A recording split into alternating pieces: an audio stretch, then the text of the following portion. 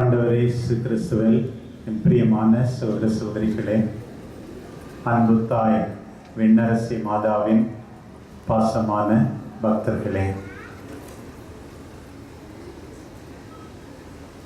நாம் எல்லாரும் சமாதானத்தோடு வாழத்தான் ஆசைப்படுகிறோம். ஆண்டவர் இயேசு பிறந்த போது சமணசுகள் பாடிய கீதம் ஒவ்வொரு திருப்பலியிலும், முக்கியமாக திருவிழா திருப்பலியிலும் நாம் பாடுகிறோம்.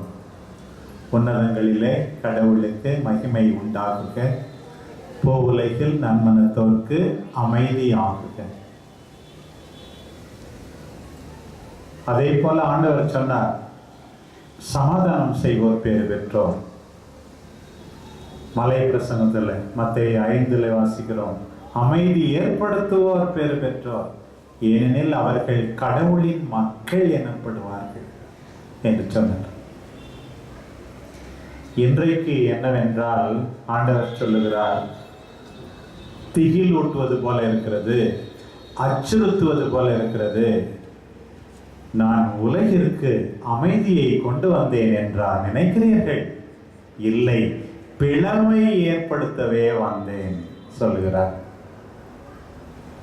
பிரியமானவர்களே, உண்மையான அமைதி, சமாதானம் என்றால் என்ன? சண்டை இல்லாமல் இருப்பது, பிரச்சனை இல்லாமல் இருப்பது, வாக்குவாதம் இல்லாமல் இருப்பது சமாதானம் என்று தவறாக நினைத்து கொண்டிருக்காதீர்கள். Peace is not absence of quarrel, but presence of charity and justice. எங்கே அன்பு இருக்கிறதோ, நீதி இருக்கிறதோ, ஆண்டவருக்கு பிரமாணிக்கமான வாழ்க்கை இருக்கிறதோ, அங்கேதான் சமாதானம் இருக்கிறது. சில பேர் எதற்கு வீண் வம்பு என்று சொல்லிக்கொண்டு தவறு செய்கின்ற சாத்தானோடு ஒத்து போகிறார்கள். ஒரு பையன் ஹோம்ஒர்க் கொடுத்துருக்காங்க, டீச்சரு வந்து எதையுமே எழுதாம பார்த்து கார்ட்டூன் நெட்வொர்க்கே பார்த்துக்கிட்டே இருந்தா, அம்மா பேசாம இருந்தா அது சரியா? சொன்னா அழுவான், கத்துவான், மண்ணில் விழுந்து பெறலுவான், டிவியை கூட உடைப்பான். எதுக்கு வீண் வம்பு என்ற அம்மா சும்மா இருக்கலாமா?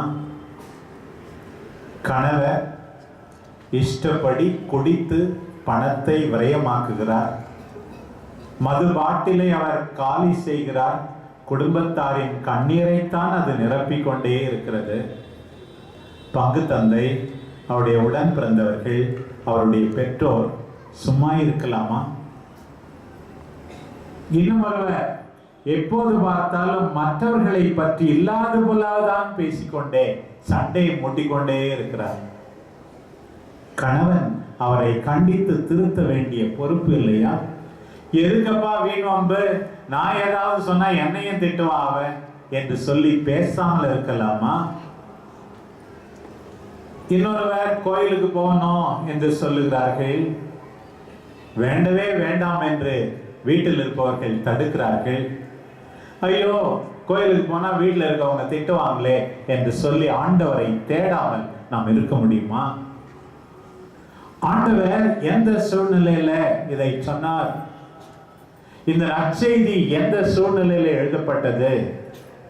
ஆண்டவர் எல்லாரையும் அன்பு கூர்ந்து தன்னை பின்பற்ற அழைக்கிறார். தன் மதிப்பீடுகளுக்காக வாழ கெஞ்சி கேட்கிறார். தொடக்கத்தில் சபையிலே சில நற்செய்தியை ஏற்றுக்கொண்டார்கள், இன்னும் சில நற்செய்தியை ஏற்றுக்கொள்ளவில்லை. குடும்பத்திலேயே பிளவு. இன்றைக்கும் கூட எத்தனையோ குடும்பங்களிலே பிளவு இருக்கலாம். 3 பேர் ஆண்டவரை தேடலாம், இந்த நற்செய்தி சொல்லுகிறது. 2 பேர் ஆண்டவர் வேண்டாம் என்று ஒதுக்கலாம். ஒரு சில பேர் முறைகேடான வாழ்க்கையை வாழலாம், மற்றவர்கள் கடவுளுக்கு பயந்து நல்ல வாழ்க்கை வாழ வேண்டும் எனலாம். இங்கே ஆண்டவர் சொல்லுகிறார், தந்தை ஒரு கட்சி, மகன் ஒரு கட்சி, அம்மா ஒரு கட்சி, மகள் இன்னொரு கட்சி, மாமியார் ஒரு பக்கம், மருமகள் வேறு பக்கம். ஏன் நெருக்கமான உறவுகள் கூட உன்னை ஆண்டவரிடமிருந்து சில நேரங்களிலே பிரிக்கலாம். அத்தகைய உறவுகளை நீ உதறி தள்ளிவிட்டு ஆண்டவருக்கு முதலிடம் கொடுத்தால்தான் நீ என்னுடைய சீடர், என்னை பின்பற்றுகிறவர் என்று ஆண்டவர் சொல்லுகிறாரே பாருங்கள். ஊரோடு ஒத்து வாழ்ன்றது பழமொழி. ஊரெல்லாம் கொலை பண்ணா நீயும் பண்ணணுமா? ஊரெல்லாம் தாறுமாறாக இருந்தால் நீயும் செய்ய வேண்டுமா? ஊரெல்லாம் முறைகேடாக வாழ்ந்தால் நீயும் அப்படி செய்ய வேண்டுமா? நீ மைனாரிட்டியாக இருந்தாலும் தனி மனிதராக இருந்தாலும் ஆண்டவரை விட்டு ஒருபோதும் விலக மாட்டேன் என்று நாம் வீறு கொண்டு எழுந்தால்தான் நாம் கொண்டாடுகின்ற இந்த திருவிழாவுக்கு அர்த்தம் உண்டு. ஆண்டவர் சொன்னார், மண்ணுலகில் தீயை மூட்டவே வந்தேன். ஆண்டவருடைய அன்பு தீ நம் ஒவ்வொருடைய உள்ளத்திலும் பற்றி எறிய வேண்டும். நான் பெற வேண்டிய திருமுழுக்கு ஒன்று உண்டு. என்ன தெரியுமா? நீதிக்காக, உண்மைக்காக, அன்புக்காக நான் துன்புற வேண்டும். யாக்கோபிடமும் யோவானிடமும் ஆண்டவர் அதைத்தான் சொன்னார். நான் பெற வேண்டிய திருமுழுக்கை நீங்கள் பெற தயாராக இருக்கிறீர்களா என்று கேட்டார். புரியாமல் அவர்கள் தயாராக இருக்கிறேன் என்று சொன்னார். இதுதான் கிறிஸ்தவ வாழ்க்கை முறை. பிரியமானவர்களே, எவ்வளவு கஷ்டம் வந்தாலும் ஆண்டவரை நான் விட்டு போகவே மாட்டேன். ஏன் நம்முடைய பிரிந்த சகோதரர்கள் எல்லாம் கூட சொல்லுகிறார்கள், பல நேரங்களில் கர்த்தர் என்னை கைவிட மாட்டார். ஒரு பிரதர் சென்னையில் படிச்சுட்டு இருந்தாரு. அவங்க அம்மா பெந்தகோஸ்ல சேர்ந்துட்டாங்க. என்னம்மா அவங்க மகனை இன்னும் 2 வயசுல சாமியார் அவரை பிள்ளைய சென்னையிலேருந்து வெளியே அனுப்பிடாங்கம்மா, தயவு செய்து அங்கெல்லாம் சேராதீங்கம்மா. இந்த அம்மா பிடிவாதமா, கர்த்தர் என்னை பார்த்துக்குவாரு, என் மகனை சென்னையிலேருந்து அனுப்புனா கூட நான் கவலைப்படல. அந்த அம்மா செய்தது சரியா சரியில்லையா என்பது எனக்கு பெரிதல்ல. எப்படி பிடிவாதமாக கர்த்தர் என்னை கைவிட மாட்டார். நல்ல வாழ்க்கை வாழ வேண்டும். ஆண்டவருடைய கற்பனைகளை நாம் அனுசரிக்க வேண்டும். நீதி செய்ய வேண்டும், அன்பு செய்ய வேண்டும், பாடங்களை ஒழுங்காக படிக்க வேண்டும், வாழ்க்கையிலே முன்னேற வேண்டும். இதற்கு தடையாய் இருக்கிற அத்தனையும் உதறி தள்ளிவிடுவேன், ஆண்டவர் என்னை பார்த்துக் கொள்வார் என்கின்ற மனநிலை பிரியமானவர்களே நம் எல்லாருக்கும் இன்றைக்கு தேவைப்படுகிறது. இந்த முதல் வாசகத்துல எரேமியா நூலிலிருந்து நாம் வாசிக்க கேட்டோம். 38ஆம் அதிகாரத்திலிருந்து. விவிலியத்துல ஆண்டவர் இயேசுவை மிக ஒத்திருந்த ஒரு இறைவாக்கினர் ஒருவர் என்றால் அவர் எரேமியா தான். ஆண்டவர் இயேசு திருமணம் செய்து கொள்ளவில்லை, எரேமியாவும் திருமணம் செய்து கொள்ளவில்லை. ஏறக்குறைய 40 ஆண்டுகள் மக்கள் மனம் திரும்ப வேண்டும் என்று ஆண்டவருடைய வார்த்தையை அறிவித்தார். துன்பத்திற்கு மேல் துன்பம். ஆண்டவரே, நீர் என்னை மயக்கி விட்டீர், நானும் மயங்கி போனேன். உம்முடைய வார்த்தை பேச வேண்டாம் என்று அடக்கி வைத்து நான் சோர்ந்து போனேன். என்னால் பேசாமல் இருக்க முடியவில்லை. பிரியமானவர்களே, ஒவ்வொருவரும் வீட்டிலே இறைவாக்கினர்கள். தவறு செய்கின்ற மனைவியாக இருக்கட்டும், கணவனாக இருக்கட்டும், பிள்ளைகளாக இருக்கட்டும், உடன்பிறப்புகளாக இருக்கட்டும், ஆண்டவருடைய வார்த்தையை ஆண்டவர் நம்முடைய குடும்பம் இப்படித்தான் நடக்க வேண்டும் என்று உங்களுக்கு உணர்த்துவதை சொல்லாமல் இருந்து விடாதீர்கள். எசேக்கியேல் இறைவாக்கினரிடம் ஆண்டவர் சொன்னார். சில பேர் என்ன சொல்றாங்க தெரியுமா? அப்பா அம்மா ஏன் இந்த பிள்ளைக்கு சொல்றது கேட்கவே கேட்காது, சொல்லாமலே இருந்துடுறேன். எசேக்கியேலிடம் ஆண்டவர் சொன்னார், அவங்க கேட்க மாட்டாங்க தான், இருந்தாலும் நீ சொல்லு. நீ சொன்ன பிறகும் அவங்க கேட்கலன்னா அவங்களுக்கு அழிவு வரும், நீ காப்பாற்றப்படுவாய். நீ சொல்லாமலே இருந்தா உன்னையும் சேர்த்து அழிச்சிருவேன் ஆண்டவர் சொன்னார். தாந்தே என்ற மிகப்பெரிய அறிஞர் சொல்லுகிறார், யாருக்கு மோட்சத்துல சூடான இடம் தெரியுமா? பேச வேண்டிய நேரத்துல பேசாம இருக்காங்க பத்தியா, அவங்களுக்கு தான் நரகத்திலேயே சூடான இடம் ஒதுக்கி வச்சிருக்காங்க கடவுள். இன்றைக்கு எத்தனை பேர் பாழாவது வன்முறையால் மட்டுமல்ல, மௌனத்தினால் பாழாகிறார்கள்.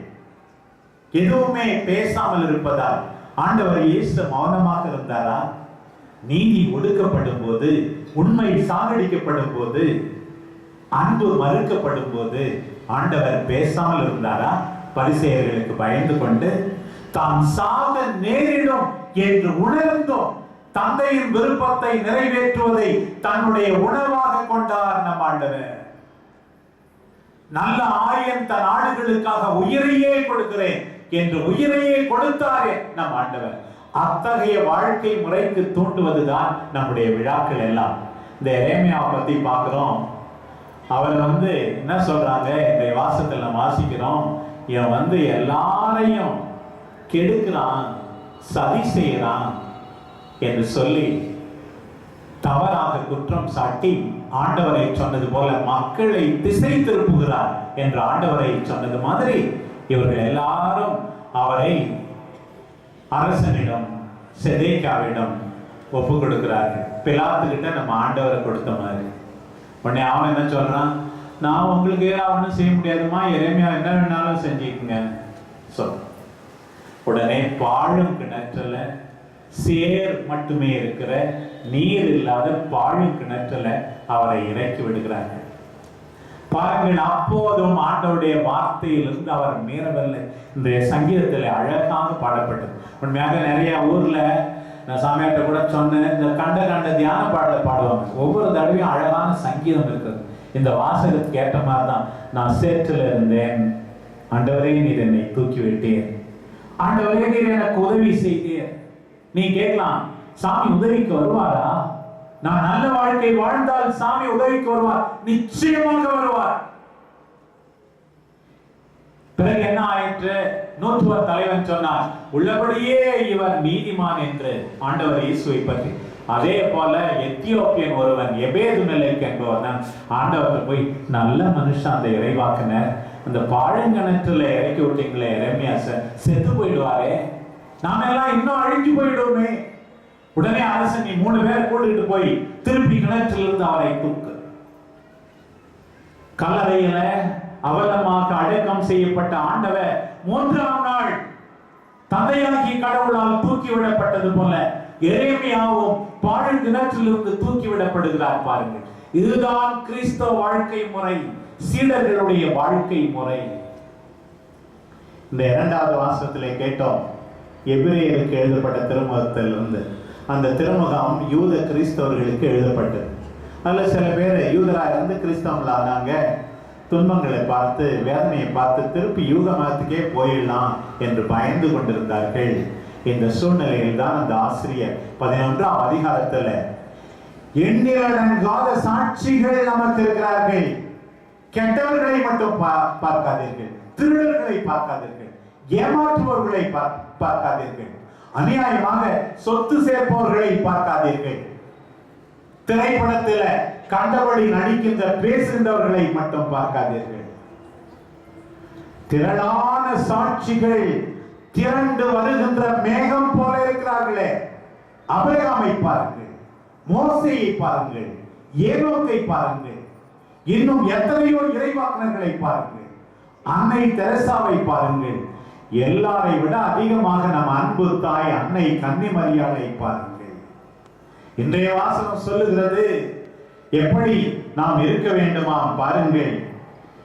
நம்மை பற்றி கொண்டிருக்கும் எந்த பாவத்தையும் உதறி தள்ளிவிட்டு